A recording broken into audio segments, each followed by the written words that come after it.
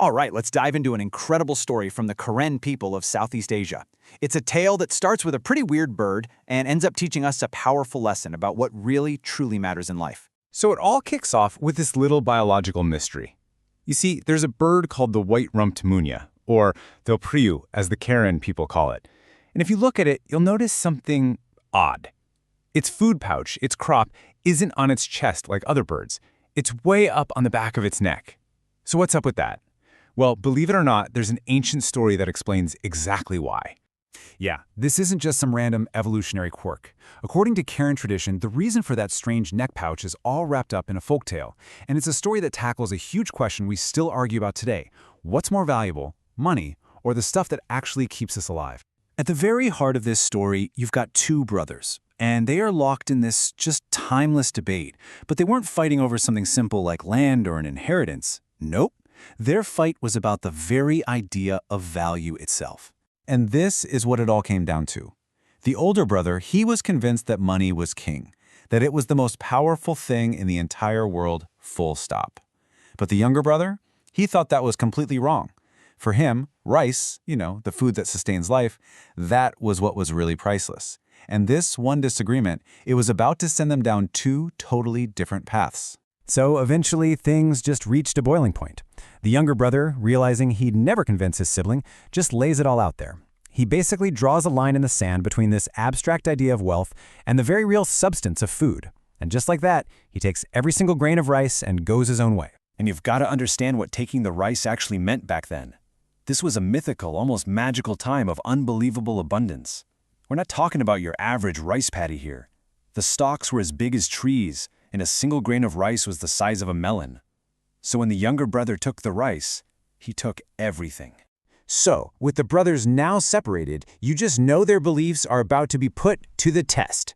And that test is showed up in the form of a hungry, crying child. The older brother, surrounded by all his money, tries to fix the problem the only way he knows how. He actually takes his precious money, soaks it in water, and offers it to the child to eat. But of course, you can't eat money. In the face of a real, fundamental human need, his wealth was totally and completely useless. After that humiliating failure, the older brother gets desperate. He searches and finally finds one single, tiny, burnt scrap of rice left at the bottom of a pot. He gives it to the child, who immediately quiets down. And in that one instant, it just clicks. This tiny bit of food was worth more than all the gold and silver in his possession. So, humbled and with a totally new perspective, the older brother sets off on a quest. He has to find his brother and that life-giving rice. But there's a problem.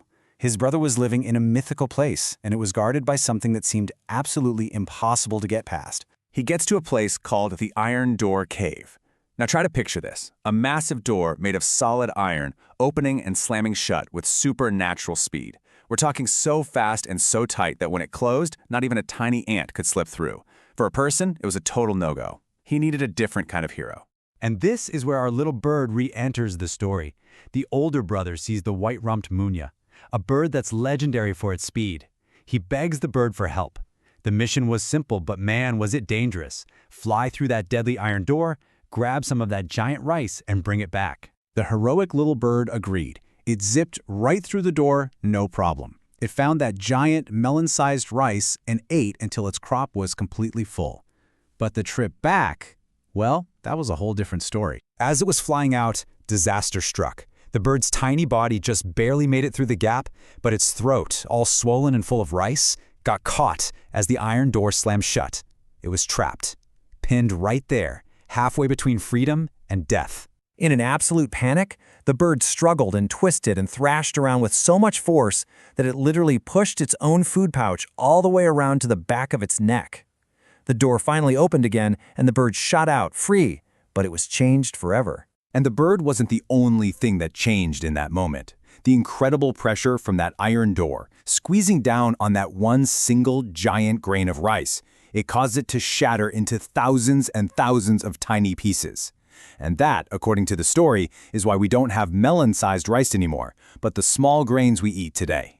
So, as you can probably tell by now, this is so much more than just a simple story about a bird.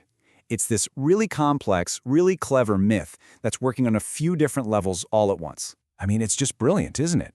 On one level, it's an origin story. It neatly explains two things that people would have seen every day. Hey, why is that bird's neck so weird? And why is rice so small? But the real genius here is how it embeds a deep, foundational cultural lesson right into that explanation.